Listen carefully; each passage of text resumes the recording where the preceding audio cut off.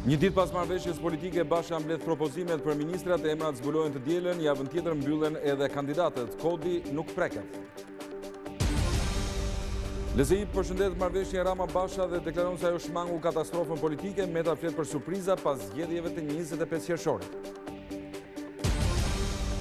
Brukseli përshëndet marrëveshjen politike, Federica Mogherini dhe Johannes Hahn kërkojnë zbatimin e saj me zgjedhje me standarde dhe miratimin e vettingut.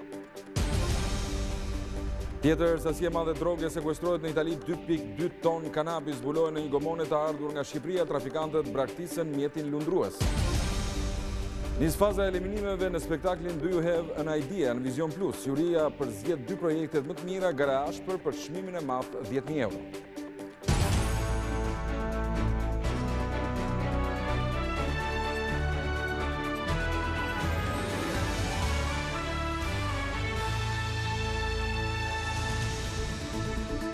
Të nderuar zonja dhe zotëri mimbrëma, mirë se erdhët në edicionin qendror të lajmeve këtu në Vizion Plus.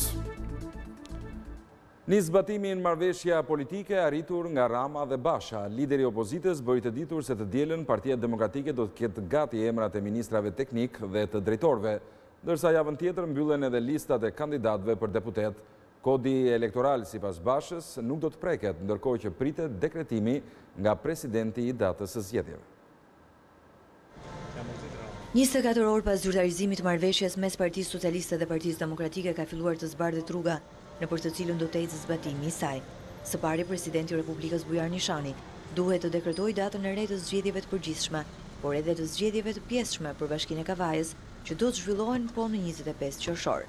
Ndërkohë që mësohet se deri të dielën, Partia Demokratike do të ketë gati propozimet për zëvendës kryeministrin, 6 ministra si dhe drejtorët që sipas marrëveshjes propozohen nga kjo forcë politike.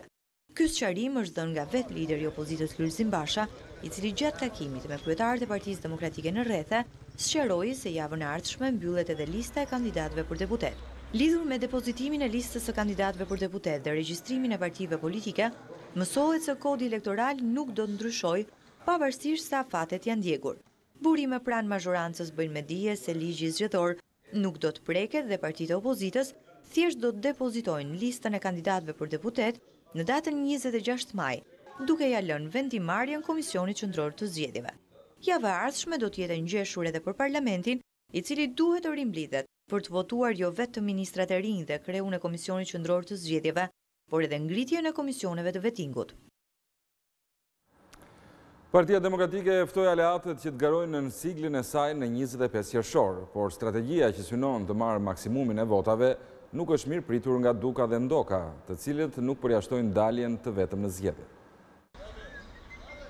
Lideri i opozitës Lulzim Basha u ka propozuar partive aleate të garojnë në zgjedhjet e 25 qershorit në siglën e Partisë Demokratike, tashmë që është zyrtare që në këto zgjedhje nuk do të ketë koalicione dhe se cila parti do të garojë më vete për të maksimalizuar votën e opozitës në selinë e Partisë Demokratike, është diskutuar mundësia që në Komisionin Qendror të Zgjedhjeve të regjistrohet vetëm Partia Demokratike, duke i futur aleatët në listën e PD-s për deputet, një strategji që nuk i ka kënaqur të gjitha partitë e koalicionit të djathtë.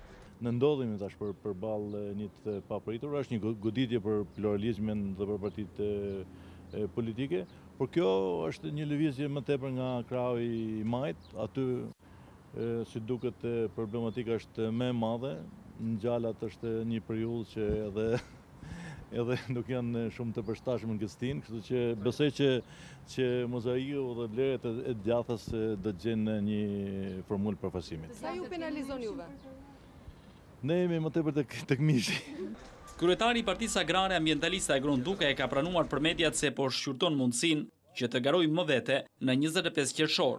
Po në fundit ky kod zgjedhor është bërë pikërisht për të pas koalicione, në mënyrë që partitë e vogla të mbështeten partitë më dha.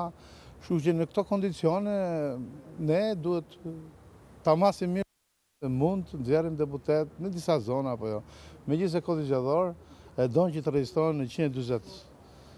Domethënë 140 kandidatë në 12 qarqe, por natyrisht, domethënë është utopike të mendosh për shembull që Partia Agrare Ambientaliste mund të pretendojë në 12 qarqe.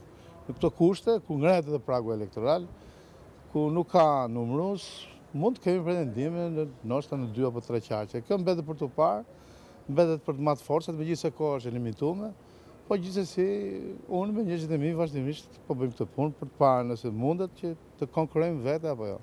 Tashmë që ka arritur një marrëveshje me Partinë Socialiste, kryetari i PD-s Basha, duket se ka filluar të përballet me problemet brenda koalicionit të tij, pasi gara pa koalicione i dëmton partitë e vogla. Mbetet ende për të parë se cili do të jetë vendimi i koalicionit të djathtë dhe a do të jenë të unifikuar krerët e partive të opozitës, ashtu siç ishin gjatë 90 ditëve të protestës. Marrëveshja politike sipas Ilir Metës shmangu rrëzimin e demokracisë, por ndërsa vlerësoi paktin mes dy forcave të mëdha, Meta theksoi se zgjedhjet do të prodhojnë surpriza dhe se LSI do të dalë forcë e parë në 25 qershor. Ilir Meta doli i qetë para mediave për të thënë se marrëveshja politike Rama-Basha garantoi jo vetëm një proces zgjedhor gjithëpërfshirës, por shmangu edhe rënimin e demokracisë. Megjithatë, Meta nënvizoi se 25 qershori do të prodhojë të papritura. Të gjithë shqiptarët ishin të rrezikuar nga zgjedhjet e njëanshme, nga zgjedhjet pa opozitën. Tani të gjithë duhet të jenë të qetë, sepse tani ka garë, tani ka demokraci dhe padyshim jam i bindur që do të ketë edhe surpriza. Demokracia është surprizë, zgjedhjet e lira dhe të ndeshme janë surprizë, zgjedhjet e njëanshme nuk janë surprizë. I pyetur nëse LSI-ja, partia ku ende militon, deri më 24 korrik, kur do të jetë zyrtarisht presidenti i Republikës, rrezikon nga marrëveshja PD-PS, Meta ndau bindjen se forca të cilën krijoi do të jetë fituese.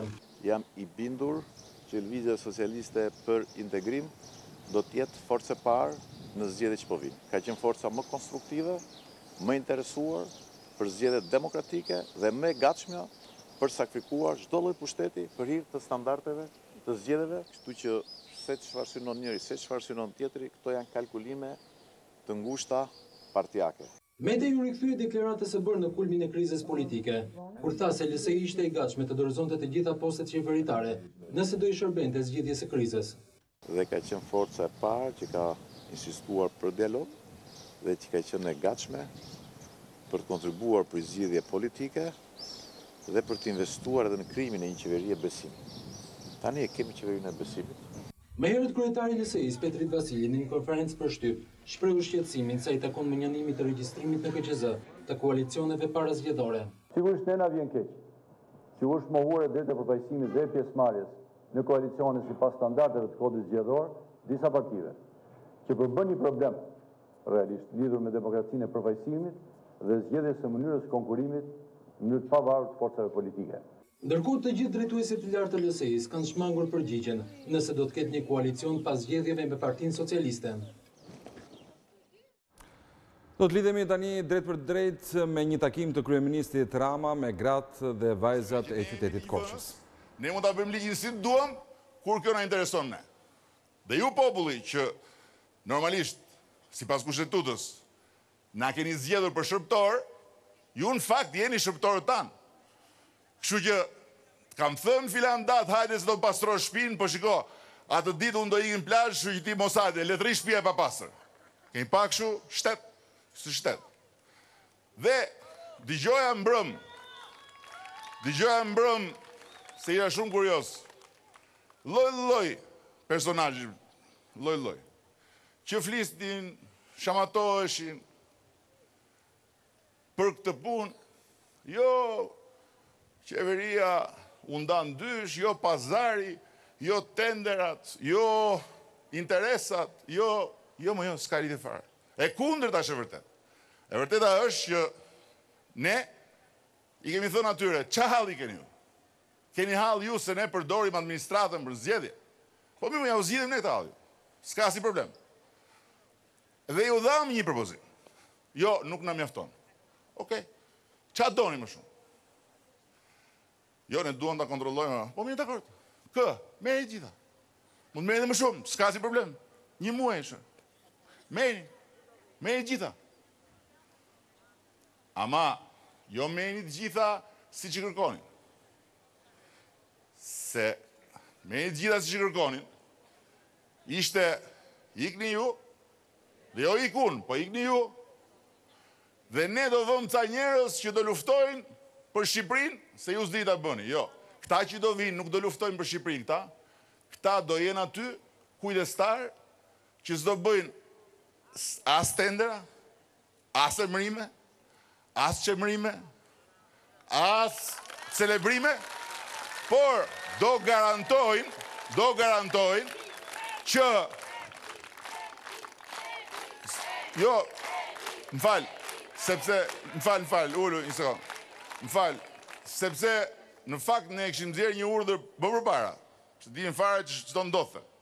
Do bëjmë marrëveshje, nxjerrë një urdhër më përpara. Dhe faktikisht me urdhrin tim ishin bllokuar të gjitha këto. Pra s'ka asnjë procedurë të re që bëhet në periudhë zgjedhjesh. Ishte kryeministri i vendit në Korçë Edi Rama. Delegacioni i Bashkimit Evropian ka zbardhur takimet e drejtorit përgjithshëm për fqinjësinë dhe negociatat e zgjerimit Christian Danielson në Tiranë. Zyrtari i lartë i Bashkimit Evropian u takua me kryeministrin Rama, ministrat Bushati, ekonomi Gjosha, kreu në Kuvendit Meta dhe kryetarin e Partisë Demokratike Basha. Ai ka përgëzuar marrëveshjen e arritur 2 ditë më parë mes Ramës dhe Bashës. Drejtori i përgjithshëm i KS u shpreh se marrëveshja është një tregues i pjekurisë demokratike. Danielson theksoi se duhet nisë puna për implementimin e ligjit të vettingut si kusht për çeljen e negociatave.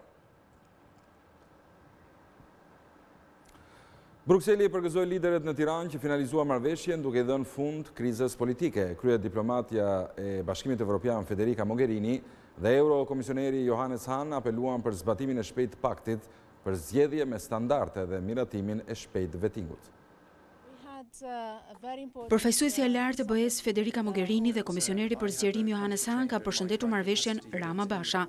Përgëzojmë partitë politike në Shqipëri për marrëveshjen e arritur që do të çojë në mbajtjen e zgjedhjeve në 25 qershor 2017 me pjesëmarrjen e të gjitha partive. Udhëheqësit politiku janë përgjigjur pritshmërive të qytetarëve të tyre dhe treguan pjekuri demokratike. Dy zyrtarët e lartë të Brukselit kanë apeluar për zbatimin e plotë të marrëveshjes në funksion të zgjedhjeve me standarde, si dhe për ecjen përpara të reformës në drejtësi përmes zbatimit të vettingut. Ky ishte një hap i parë thelbësor. Tani kjo marrëveshje duhet të implementohet për të përgatitur zgjedhjet me standarde ndërkombëtare. Duke qenë se vota në parlament për ngritjen e organeve të vettingut është pjesë e marrëveshjes, ne përsërisim rëndësinë e një implementimi të qëndrueshëm dhe të besueshëm të procesit të vettingut, që është kyç për progresin drejt antarësimit në Bashkimin Evropian. Edhe ambasadori i Austrisë në Shqipëri ka vlerësuar marrëveshjen. Nga fieri ai tha se pakti do t'i jap fund krizës politike. Zgjedhjet janë esenca e demokracisë. Jam shumë i lumtur që u arrit një marrëveshje. Shqiptarët e meritojnë të kenë mundësi zgjedhje të gjerë në disa parti dhe pas kësaj marrëveshje, tani shqiptarëve ju dha vërtet mundësia që të zgjedhin. Përveç kësaj Shqipërisi nevojitet stabilitet dhe kjo marrëveshje është një zgjidhje shumë e mirë për të arritur stabilitetin. Jam shumë i lumtur që pjesë e kësaj marrëveshje ishte zgjidhja e reformës në drejtësi. Ambasadori austriak është shprehur se shqiptarët meritojnë të kenë mundësi zgjedhje ndërsa vendet i nevojitet stabilitet për zhvillimin ekonomik. Pak orë pas marrëveshjes Rama-Basha, çadra e opozitës u mbyll, e ngritur në 18 shkurt pas 90 ditëve në mes të bulevardit, ashtu quajtura nga Basha çadra e liris, u çmontua gjatë natës duke u thirrë premtja. Por pak orë pas mbylljes, me anë të një statusi në Facebook, Rama ka ironizuar çadrën e demokratëve. Ai ka postuar një foto të shoqëruar me mbishkrimin "Japim një çadër me qera për evente, dasma dhe protesta". Për shefin e qeverisë, mbyllja e çadrës jap rrugë votimit të reformës në drejtësi. Tani më është hapur edhe rruga e vettingut për cilin luftuam aq fort së bashku dhe duke uruar një ditë mbarë për të gjithë, ju siguroj se siç luftuam dhe fituam për vettingun, do të luftojmë dhe fitojmë për rritjen e mëtejshme të ekonomisë dhe punësimit, thekson kryeministri. Ndërkohë në bulevardin Dëshmorët e Kombit ka rinisur qarkullimi normal i automjeteve.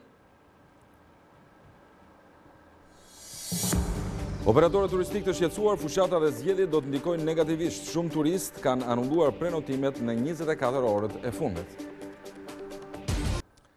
Legalizoi bar, restorante në zonën turistike të Shirokës dhe rrugën kryesore në cilën nuk lejohet me ligj. Prangoset nga policia i shkreu i Aluiznit në Shkodër Ardian Dodani. Nga hetimet e prokurorisë së Shkodrës ka rezultuar se Dodani ka shkelur ligjin në 5 raste, ndërsa një sër praktikash të tjera të firmosura prej tij janë ende duke u hetuar. Me kërkesë prokurorisë, gjykata kishte caktuar më herët ndaj tij masën e sigurisë arrest me burg, vendim i cili u ekzekutua këtë të premte. Ardian Dodani po hetohet me akuzën e shpërdorimit të detyrës, vepër penale të cilin ai e ka konsumuar për gjatë 2015-s kohë kur ka drejtuar edhe zyrën e legalizimit në Shkodër. 2.2 ton kanabis u zbuluar nga policia italiane në një gomone në breg të detit. Sasia e madhe e drogës kishte ardhur nga Shqipëria, ndërsa nuk dihet shkaku i braktisjes së saj nga trafikantët. Vlera e lëndës narkotike llogaritet në 22 milion euro. Tjetër sasi e madhe droge kapet në brigjet italiane. Guardia di Finanza ka sekuestruar natën e 17 majit një gomone me 2.2 ton marijuan e ardhur nga Shqipëria me vlerë tregu rreth 22 milion euro. Sekuestrimi është bërë në bregdetin e komunës së Garganos në rajonin e Puljas, në plazhin Vico del Gargano. Ende nuk dihet se përse gomonja ishte braktisur pak metra larg bregut nga ana e skafistëve. Autoritetet italiane kanë identifikuar gomonën e ngarkuar me thas të mëdhej plastik e braktisur mes shkëmbimeve rreth 15 metra larg nga bregu. Terreni i vështirë ka detyruar agjentët e Guardia di Finanzas që të mbërrinë me not deri tek mjeti lundrues për ta tërhequr atë në drejtim të bregut. Në bordin e gomones 8 metra të gjatë, të pajisur edhe me 2 motor të fuqishëm, autoritetet italiane kanë gjetur 57 pako me marijuan me një peshë totale prej 2.2 tonësh. Reparti operativ aerodetar i Barit në bashkëpunim me policinë shqiptare ka nisur hetim për të identifikuar autorët e trafikut. Policia e Lezhës sekuestroi këtë të premte 190 kg lëndë narkotike marijuana, arrestoi 4 persona dhe shpalli në kërkim një tjetër. Operacioni koduar Horizont u zhvillua në 2 qytete. Në Kurbin u sekuestruan rreth 154 kg kanabis dhe në pranga ran Agron Prelaj 40 vjeç, Albert Haxhia 27 vjeç dhe Lek Lari 40 vjeç. Ata kishin fshehur lëndën narkotike në një autovetur. Ndërsa në Lezhë, uniformat blu arrestuan Zefleka i 57 vjeç, ndërsa u sekuestruan rreth 37 kg hashash. Kufoma që u gjetë e djegur në Dajt nuk është identifikuar ende. Ekspertët thonë se ky është proces shumë i vështirë, ndërsa mësohet se 2 familje janë interesuar pranë policisë së Tiranës. Ky është vendi në të cilin 3 ditë më parë u gjet kufoma e djegur në fshatin Kodër Shupal në Zallbastar. Zona e pyllëzuar mendohet se ka shërbyer për vrasësit që të djegin trupin pa u vënë re. Grupi hetimor i cili mbërriti në vendngjarje bëri me dije se trupi ishte i dekompozuar, përveç njërës prej gjymtyrve e cila kishte mbetur re pa djegur. Hetuesit kanë arritur në përfundimin se bëhet fjalë për një vrasje të mirëfillt, pasi kufoma u gjet e lidhur duar e këmbë. Identifikimi është thuajse i pamundur për shkak të djegjes. Banorët e zonës deklaruan për policinë se ngjarja mund të ketë ndodhur ditët e fundit. Ata thanë se rreth 2 javë më parë në Kodër kishte zjarr, që kaloi pa rëndësi. Ndonë se nuk ka një përgjigje të ekspertizës mjekoligjore, mësohet se viktima ka qenë i pajet në momentin e djegjes së trupit, ndërsa nga këshyrja paraprake dyshohet se ka shenja goditjeje në kokë. Për rastin policia tha se janë interesuar vetëm 2 familje nga Tirana, por për shkak të hetimeve identiteti i tyre nuk bëhet i ditur. 2 vëllezër kanë mbetur të plagosur pas një konflikti me armë në Velipoj në afërsitë të plazhit. Ngjarja ndodhi mes ditën e të premtes, ndërsa të plagosur janë Ervin Tahiri 30 vjeç dhe Durin Tahiri 27 vjeç. Ata janë dërguar me një në spitalin rajonal të Shkodrës dhe ndodhen jashtë rrezikut për jetën. Ndërkohë policia arrestoi një prej të dyshuarve si autor të plagosjes. Ai është Besnik Ndoj, banues në Velipoj. Ndërkohë janë ngritur disa pika kontrolli për të ndaluar autorin e dytë të implikuar në ngjarje. Kryebashkiaku Velia i premtoi se fushata elektorale nuk do ta ulë ritmin e punëve në Tiranë. Ai tha se marrëveshja dhe heqja e çadrës rikthyen normalitetin. Me mbylljen e çadrës së opozitës, bulevardi është kthyer normalitetit e po ashtu dhe lëvizja e mjeteve dhe linjave urbane. Kryetari i Bashkisë së Tiranës Erion Velia nuk fsheu kënaqësinë për mbylljen e çadrës, arritjes së marrëveshjes dhe zhbllokimit të vettingut. Sot kishim edhe një lajm tjetër të mirë, edhe për ata që kishin alibi, edhe thoshin nuk e marr autobusin, nuk marr bicikletën se ishte blloku bulevardi, nga sot ju iku dhe kjo alibi. U zhbllokoi jo vetëm vettingu, po edhe bulevardi. Kështu që në këtë sens nuk ka më justifikime. Kreu i Bashkisë deklaroi se pavarësisht fushatës elektorale që tashmë ka nisur, Tirana do të jetë në punë. Kështu do të vazhdojmë gjatë gjithë fushatës, kështu do të vazhdojmë në datë 26 kur të mbarojnë zgjedhjet, edhe në datë 27, edhe gjatë gjithë verës, ndaj dhe duaj që edhe mesazhi që t'japim gjithë kolegëve është që ne jemi të fokusuar ke puna. Puna është ndoshta fushata më e mirë që dikush mund bëjë. Në pranit banorëve dhe administratorëve të pallateve, Kryebashkiaku prezantoi projektin për fondin e komuniteteve. 200 milion lekë janë vënë këtë vit në dispozicion nga bashkia, por të bashkëfinancuar me banorët, projekte që ata kanë për rikonstruksionin e pallatit, veshjen me termoizolim, krijimin e lulishteve, lyrje apo investime që nuk mund t'i bëjnë dot vetëm me kontributet e tyre. Ky projekt do të aplikohet fillimisht tek pallatet me administrator. Bizneset që operojnë në sektorin e turizmit shprehin shqetësimin se fushata dhe zgjedhjet do të ndikojnë negativisht. Operatorët thonë se sapo është publikuar data e re e zgjedhjeve ka pasur shumë anulime të prenotimeve. Komuniteti biznesit e vlerëson marrëveshjen e arritur mes partive për zgjidhjen e krizës politike, por ka një kategori sipërmarrësish që nuk janë plotësisht të kënaqur. Bëhet fjalë për operatorët e turizmit, të cilët ndjehen të shqetësuar për shtyrjen e datës së zgjedhjeve deri në fund të qershorit. Ata thonë se në 24 orët e fundit ka patur anullime apo postime të prenotimeve dhe shkak është bërë shtyria e datës së zgjedhjeve. Vetë lëvizja edhe me një javë ka filluar me disa shqetësime të vogla, shqetësime që kanë të bëjnë më shumë me rregullime dhe spostime. Nëse dikush e ka pas parashikuar që më datën 24-23 të udhëtonte, tani kuptohet që e sposton ose më para ose më mbrapa. Janë lëvizje të natyrshme që ndoshta mund të ketë edhe me persona të lidhur me fushata, me organizime zgjedhjesh. Bizneset thonë se mbajtja e zgjedhjeve në kulm të sezonit turistik përbën risk, ndaj ata kërkojnë që të paktën periudha e fushatës të kalojë qetë dhe pa tensione. Shqipëria pjesën kryesore ka turizmin vendas dhe një pjesë e administratës, por dhe njerëzit të angazhuar me këto probleme do t'ju mbetet e papërcaktuar periudha që do bëjmë pushim, sigurisht do ketë ndikime të jashtëzakonshme. Ka qenë një kërkesë prej 8 vjetësh e shoqatës që në mënyrë absolute qeveritë të mos bëjnë asnjëherë zgjedhje në periudhën pikë të turizmit, ndërkohë që Shqipëria është një vend me një tranzicion të vështirë. Shqipëria është një ndër vendet me sezonin turistik më të vogël se çdo vend tjetër, rreth 60 ditë në vit, por çdo 2 vjet sezoni cënohet nga zgjedhjet vendore dhe ato parlamentare që zhvillohen kryesisht në periudha vere. Shefja e diplomacisë europiane Federica Mogherini do të mbledh në Bruksel në 24 maj 6 kryeministrat e Ballkanit.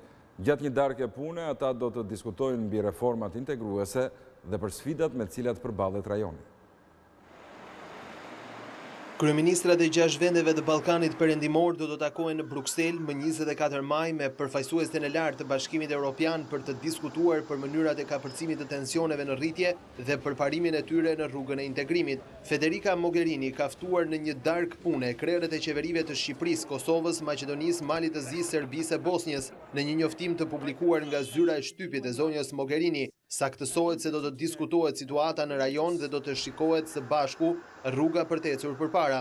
Darka e punës që zhvillohet një ditë përpara samitit të krerëve të shtetit dhe qeverive të vendeve të NATO-s në Bruksel vjen pas zhvillimeve të rëndësishme të ditëve të fundit në shtetet ballkanike. Shqipëria i dha më në fund zgjidhje ngërçit politik me arritjen e marrëveshjes Rama-Basha. Në Maqedoni po bëhen përpjekjet për krijimin e qeverisë së re të drejtuar nga lideri i LSDM Zoran Zaev pas marrjes së mandatit të këtij të fundit nga presidenti Ivanov. Kosova i drejtohet zgjedhjeve të parakoshme me procesin e demarkacionit të bllokuar. Situata paraqitet më e stabilizuar në Malin e Zi dhe në Serbi, ndërsa Bosnia vazhdon të vuajë nga problemet serioze etnike e politike. Mandatari për krijimin e qeverisë në Maqedoni, Zoran Zaev, u takua këtë të premte me liderin e BDI-s Ali Ahmeti për diskutuar për kabinetin e ri. Pas takimit zhvilluar në selinë e LSDM-s që zgjati 2 orë, Ahmeti nuk pranoi të jepte detaje për median. Në një deklaratë për bashkë të partive, theksohet se 2 forcat diskutuan mbi parimet e bashkëpunimit dhe në takimet e ardhshme edhe me partitë që dhanë mbështetje për formimin e qeverisë, do të bisedohet konkretisht për ndarjen e posteve ministrore. Javën e ardhshme priten takime me Aleancën për shqiptarët, ndërsa Lëvizja Besa nuk ka marrë ende vendim për të bërë pjesë e qeverisë. Sipas mediave, Zaev pritet të ofrojnë aleatëve të tij shqiptar 8 ose 9 ministri dhe 2 poste zëvendës ministrash që do të ndahen sipas fuqisë së votave.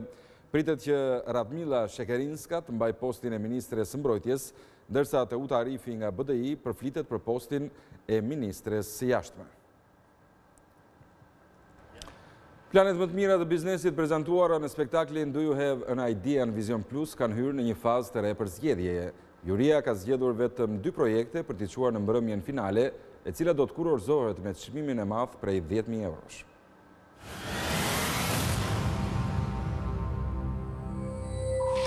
Spektakli i mundësive të nga Do You Have an Idea shton ethet e konkurimit për të rinj që e kaluan fazën e parë të kualifikimit. Pas 10 takimesh ku prezantuan ide biznesi, më të mirët kanë një tjetër mision, të përgatisin një plan biznesi për të përcjellë sipërmarrësve të suksesshëm në panelin e jurisë. Do doja që të mirëmendoja pjesën e vazhdimësisë të produkteve të mia. Surpriza e mbrëmjes ishte pjesëmarrja në juri një prej sipërmarrësve më të mëdhenj në vend. Artan Dulaku i priti konkurrentët me një këshill. Bëj ndurim, nuk ndodh më herën e parë, duhet të çohesh, të rrezohesh disa herë derisa ideja që ken kokë të materializohet. Aristoteli 2000 vjet përpara tha, asnjë nuk ka aq para sa mos kërkoj më. Unë thash që më kanë thirrur këtë turi dhe po shpresoja të ishte ai emisioni që ka flekët. Ëndra për të bërë të pasur në këtë fazë eliminatore është edhe më e madhe. 7 projektet fituese konkuruan për të çuar drejt finales vetëm 2 ide biznesi. Juria ka vendosur që në finale, bashkë me Stelën të kaloj Share Albania! Nuk mungoj në këtë takim edhe mbështetje financiare për një projekt të tretë që nuk mundi të kalonte në finale. Ajeta Lili, elektroliza e ujit, nuk kualifikohet, por ti more një dhuratë nga ne si produksion, ne do të ndihmojmë me gjithë procedurat e patentimit, nëse i kalojmë gjitha testet, të takosh zotin Dulaku ose zotin Ponari. Pas 3 përballjeve eliminatore, Do You Have an Idea është gati të ndajë me më të mirin çmimin e madh prej 10.000 eurosh. Një ditë pas marrëveshjes politike, Basha mbledh propozimet për ministrat e emrat zbulohen të dielën, javën tjetër mbyllen edhe kandidatët. Kodi nuk preket. DSI përshëndet marrëveshjen Rama Basha dhe deklaron se ajo shmangu katastrofën politike me ta flet për surpriza pas zgjedhjeve të 25 qershorit. Brukseli përshëndet marrëveshjen politike. Federica Mogherini dhe Johannes Hahn kërkojnë zbatimin e saj për zgjedhje me standarde dhe miratimin e vettingut. Tjetër sasi e madhe droge sekuestrohet në Itali, 2.2 ton kanabis zbulohen në një gomone të ardhur nga Shqipëria. Trafikantët braktisin mjetin lundrues. Nis faza e eliminimeve në spektaklin Do You Have an Idea në Vizion Plus. Juria përzgjedh 2 projektet më të mira, gara ashpër për çmimin e madh 10.000 euro. Shikues nderuar, ishte gjithçka për këtë edicion informativ. Për më shumë informacione në çdo kohë mund të klikoni në adresën tonë të internetit vizionplus.tv, si dhe në rrjetin social Facebook. Bashkë kemi përfunduar tu, mirëpafshim.